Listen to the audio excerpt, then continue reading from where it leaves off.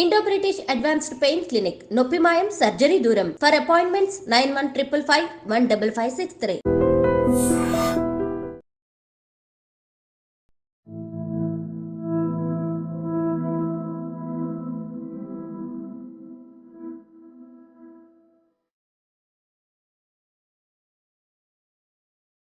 అందరికీ నమస్కారం. నేను Swarupa Potlapalli. Welcome to I dream.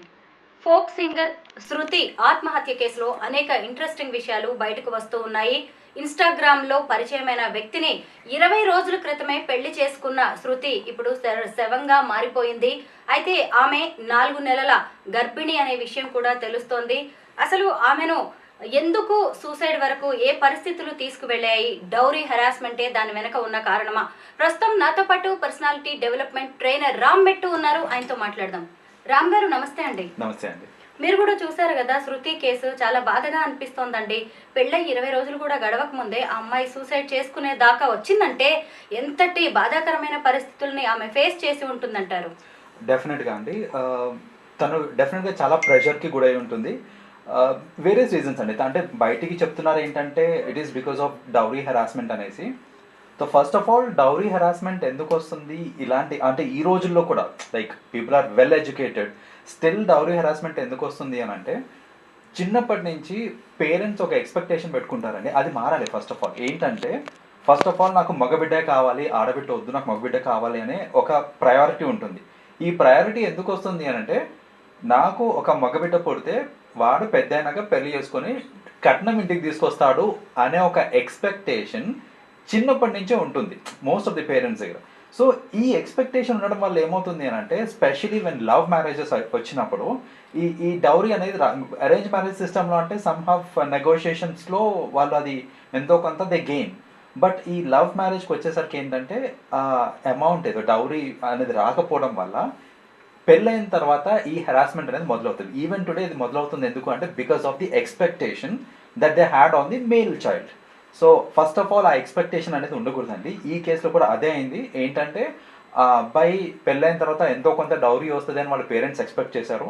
కానీ వీళ్ళిద్దరూ ఇంట్లో చెప్పకుండా పెళ్లి చేసుకోవడం వల్ల దాన్ని యాక్సెప్ట్ చేయలేకపోయారు ఫస్ట్ ఆఫ్ ఆల్. రెండోది యాక్సెప్ట్ చేసినా కూడా నువ్వు డౌరీ తీసుకొస్తేనే నువ్వు ఇంట్లో ఉండడానికి ఉంది, లేదంటే వీలు లేదు అని చెప్పడం వల్ల ఆ అమ్మాయికి ప్రెషర్ వచ్చేసింది ఒకటేసారి. లైక్ ఇప్పుడు వాళ్ళ ఇంట్లోంచి వచ్చేసింది, ఇక్కడ వీళ్ళ ఇంట్లో ఉండడానికి వీలు లేదు, నువ్వు డౌరీ తీసుకొస్తేనే అని అంటున్నారు. ఈ అమ్మాయికి ఇంకేం చేయాలో అర్థం కాక దట్ ఈస్ వెన్ ఇంకొక ఆప్షన్ లేదు అనుకుని తను సూసైడ్ వైపు షీ ఆప్టెడ్ ఫర్ సూసైడ్ అండి. ఇప్పుడు శృతి పెళ్లి చేసుకున్న దయాకర్ గురించి కూడా మనం మాట్లాడుకోవాలి. అతను ఒక క్యాబ్ డ్రైవర్. ఈ అమ్మాయి కూడా ఇప్పుడిప్పుడే పేరడీ అలాగే ఫోక్ సాంగ్స్ తో ఫేమస్ అవుతూ ఉంది. అంటే ఇప్పుడిప్పుడే వాళ్ళు కెరీర్ స్టార్ట్ చేస్తున్నారు. అలాంటి వాళ్ళు ఇప్పుడు జస్ట్ ఇన్స్టాగ్రామ్ లో పరిచయం, ఆ తర్వాత పెళ్లి చేసుకున్నారు. అంటే వాళ్ళిద్దరి మధ్య పెద్దగా ఎక్కువ అనుబంధాలు లేకపోవడం కూడా ఈ సూసైడ్ కి కారణమయ్యొచ్చు ఉండొచ్చు అంటారా?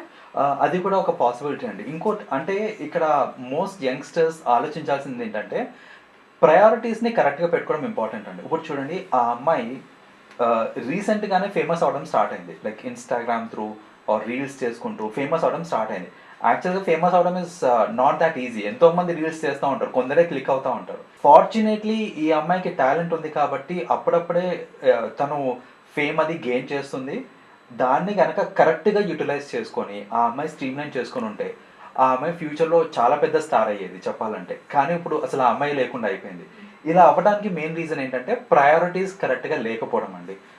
ఫస్ట్ ఆఫ్ ఆల్ ఒక proper planning, priorities, control of emotions ఇవన్నీ లేకపోవడం వల్ల మోస్ట్లీ ఇది అవుతుందండి. ఇప్పుడు చూడండి, ఈ అమ్మాయిదే తీసుకుంటే కేసు తీసుకుంటే కనుక ఆమె ఓవరాల్గా చూసుకుంటే అన్ని అంశాలు చూసుకుంటే ఫస్ట్ ఆఫ్ ఆల్ ఇన్స్టాగ్రామ్ అనే ఒక సోషల్ మీడియాలో పరిచయమైన వ్యక్తి, అతని గురించి పూర్తి వివరాలు తెలియదు. అతను he's just a cab driver అండి. యాక్చువల్గా చెప్పాలంటే ఇఫ్ కొంచెం టైంకి వదిలేసి ఉంటే ఇంకా బెటర్ పర్సన్ దొరికేవాడేమో, చెప్పలేము.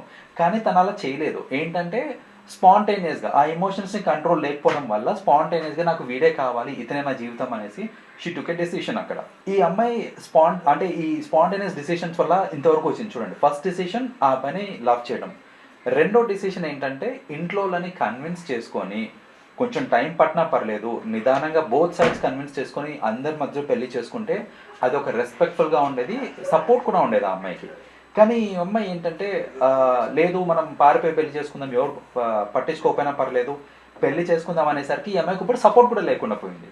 ఇప్పుడు హరాస్మెంట్ అవుతుంది అంటే నేను ఎవరికో చెప్పుకోవాలి, చెప్పుకునే నలుగురు నాతో లేరు ఇప్పుడు. ఎందుకని అంటే నేను పారిపోయి పెళ్లి చేస్తున్నాను. సో ఇది ఇంకొక సెకండ్ థింగ్ తను చేసిన మిస్టేక్. థర్డ్, ఇప్పుడు ఈ అమ్మాయికి పెళ్ళయి 20 days అయిందండి. బట్ ఫ్యాక్ట్ ఏంటంటే it is almost about 4 months pregnant ఉంది తను. అంటే she did not even have, అక్కడ కూడా ఇమోషనల్ కంట్రోల్ లేకపోవడం వల్లనే she was initially pregnant. And తర్వాత ఇంకా నాకు ఇంకో ఆప్షన్ లేదు, బికాజ్ నేను ఆల్రెడీ ప్రెగ్నెంట్ కాబట్టి ఇతన్నే పెళ్లి చేసుకోవాలి అనే స్టేట్లోకి వెళ్ళిపోయి పెళ్లి చేసుకున్నాక ఎంత హెరాస్మెంట్ చేసినా ఇంకా ఆమెకి ఇంకొక ఆప్షన్ లేదు, because she is pregnant, she is married to someone, నాకు సపోర్ట్ లేదు, బట్ హెరాస్మెంట్ అవుతుంది, ఎవరికి చెప్పుకోవాలో అర్థం కాక దట్ ఈస్ వెన్ సూసైడ్ చేసుకున్నాను తను. అవును, వీళ్ళిద్దరు పెళ్లి చేసుకున్నప్పుడు కూడా ఈ అమ్మాయి పేరెంట్స్ కానీ రిలేటివ్స్ ఎవరూ రాలేదు. ఇప్పుడు కొత్తగా కట్నం అనే డబ్బులు ఎక్కడి నుంచి తీసుకొచ్చి ఇవ్వగలదు? పైగా ఇద్దరికి కూడా పెద్దగా ఇన్కమ్ సోర్స్ కూడా ఏం లేనట్టుగా కనిపిస్తుంది. ఈ ప్రెగ్నెన్సీ అనేది కూడా భయపెట్టి ఉంటుందేమో. ఇన్ అ వే అది కూడా భయపెట్టి ఉంటుందండి. ఎందుకంటే ఎవరికి తెలిసి ఉండకపోవచ్చు ఈ విషయం, that she is pregnant by 4 months అనేసి చాలా మందికి తెలిసి ఉండకపోవచ్చు. ఇప్పుడు తనకి ఆ ప్రెషర్ కూడా యాడ్ అయి ఉంటుంది. ఏంటంటే ఇప్పుడు చూడండి, నువ్వు నన్ను ప్రెషరైజ్ చేస్తున్నావు, నాకు నువ్వు వద్దు, నేను ఇంకో దగ్గరికి వెళ్ళిపోతాను అనే ఆప్షన్ కూడా లేదు ఇప్పుడు ఈ అమ్మాయికి. ఎందుకంటే she is already pregnant. So తను ఏంటంటే మెంటలీ ఫిక్స్ అయిపోయి ఉంటుంది, నాకు ఏదైనా బతుకన్నా సావన్నా ఇక్కడే, ఇదే ఇంట్లో అనేసి, ఆర్ ఇదే ఫ్యామిలీ నీతోటే అని తను మెంటలీ ఫిక్స్ అయిపోయింది. బట్ అటునుంచే టార్చర్ వచ్చి అటునుంచే సపోర్ట్ రాక ఈ అమ్మాయి ఏంటంటే నాకు నువ్వే సపోర్ట్, నువ్వే దిక్కు అని చెప్పి ఇంట్లో వాళ్ళందరినీ కాదనుకుంటూ వచ్చిన తర్వాత తను తీసుకున్న డిసిషన్ తప్పని అది later she realised it, of course. కానీ ఇప్పుడు సపోర్ట్ అనేది లేదు తనకి, because she has already committed it. So నేను ప్రెగ్నెంట్ని, నేను ఎవరికి చెప్పుకోలేను, ఇంకెటు వెళ్ళలేను, వీడిని వదలలేను. సో ఇలాంటి కేసులో ఇంకొక ఆప్షన్ అనేది కనపడక దట్ ఈస్ వెన్ ఈ సూసైడ్ తను చేసుకుందండి. ఇక్కడ అంటే జస్ట్ నాట్ ఈ కేస్ అండి, అదర్వైజ్ కూడా అసలు సూసైడ్స్కి ఎందుకు లీడ్ అవుతుంది ఇదంతా అని అంటే, మన సిస్టంలో, మన ఓవరాల్ కమ్యూనిటీలో చూసుకుంటే కానీ, సొసైటీలో కానీ చూసుకుంటే, మనము పిల్లలకి అన్నీ నేర్పిస్తున్నాం. ఎలా అంటే మంచి చదివిస్తున్నాము, ఎలా చదువుకోవాలి, ఏం చేయాలి, ఫ్యూచర్ ఏంటి, మనీ ఎట్లా చేయాలి, అవన్నీ ఆలోచిస్తున్నారు. కానీ అసలు ప్రెషర్స్ని ఎట్లా హ్యాండిల్ చేయాలి, ఎమోషనల్ కంట్రోల్ ఎలా తీసుకోవాలి, దానికి సంబంధించి అసలు మనం పిల్లలకి చెప్తామా అంటే దాని గురించి అసలు టాపిక్స్ కూడా రావు.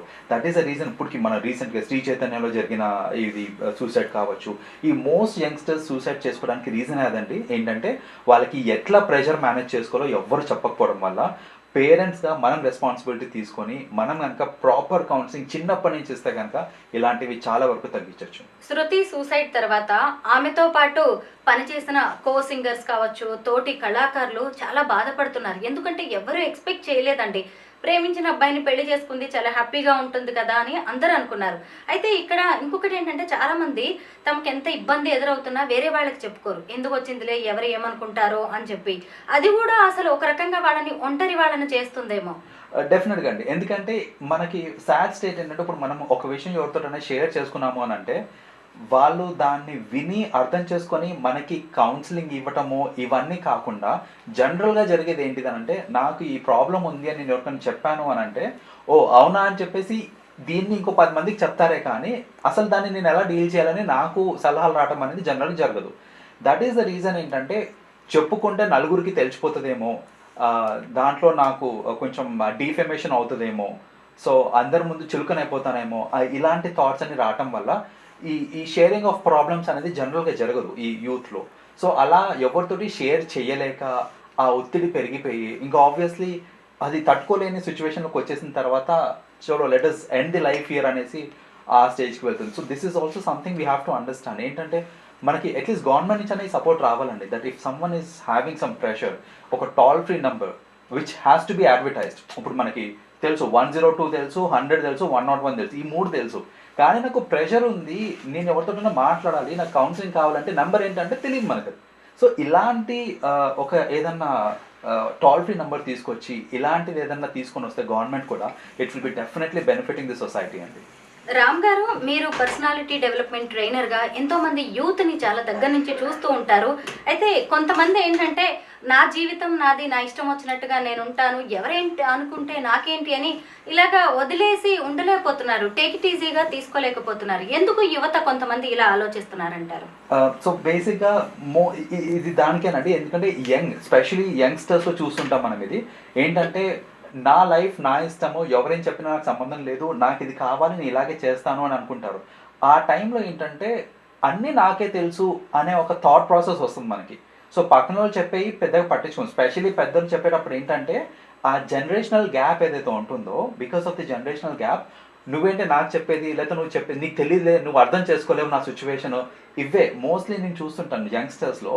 వాళ్ళు ఏంటంటే వాళ్ళ పేరెంట్స్ వచ్చి కంప్లైంట్ చేస్తుంటారండి. నేను ఏదైనా కౌన్సిల్ చేద్దాము మా అబ్బాయికి అని అంటే మా అబ్బాయి ఒకటే మాట అంటాడు, మా జనరేషన్ ప్రాబ్లమ్స్ మీకు అర్థం కావలేండి అని చెప్పేస్తారు వాళ్ళు. సో అర్థం కావులే అని వాళ్ళు they take it for granted.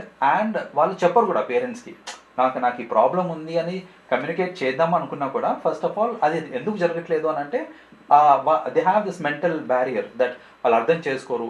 చెప్పినా నన్ను తిడతారు, నన్ను రెస్ట్రిక్ట్ చేస్తారు, కానీ నాకు ఒక సొల్యూషన్ ఇస్తారు అనే నమ్మకం లేక మోస్ట్ యూత్కి అదే ఏంటంటే వాళ్ళని పేరెంట్స్ని అడిగితే నాకు ఒక సొల్యూషన్ వస్తుంది అనే నమ్మకం లేదు కాబట్టి వాళ్ళు first of all they don't approach. వాళ్ళు ఏదైనా చెప్పినా వీళ్ళు తీసుకోరు because they think there is a generation gap. నిజంగా శృతి సూసైడ్ లో రామ్ గారు చెప్పిన ఎన్నో విషయాలు కనిపిస్తూ ఉన్నాయి. కొంతమందినైనా ఆమె ఎవరినైనా తనకి క్లోజ్ గా ఉండే వాళ్ళని అప్రోచ్ అయినా బాగుంటుండే ఈ సూసైడల్ టెండెన్సీ ఉన్నప్పుడు. అలాగే ఈ డౌరీ హెరాస్మెంట్ కావచ్చు, అత్తమామలు, కొత్త వ్యక్తులు, వాళ్ళందరితో ఆమె మింగిల్ కాలేకపోవడం, ఇలా అనేక అంశాలు ఆమె తన చావును తానే రాసుకునేలా చేసినట్టుగా కనిపిస్తుంది. థ్యాంక్ యూ రామ్ గారు. థ్యాంక్ యూ అండి.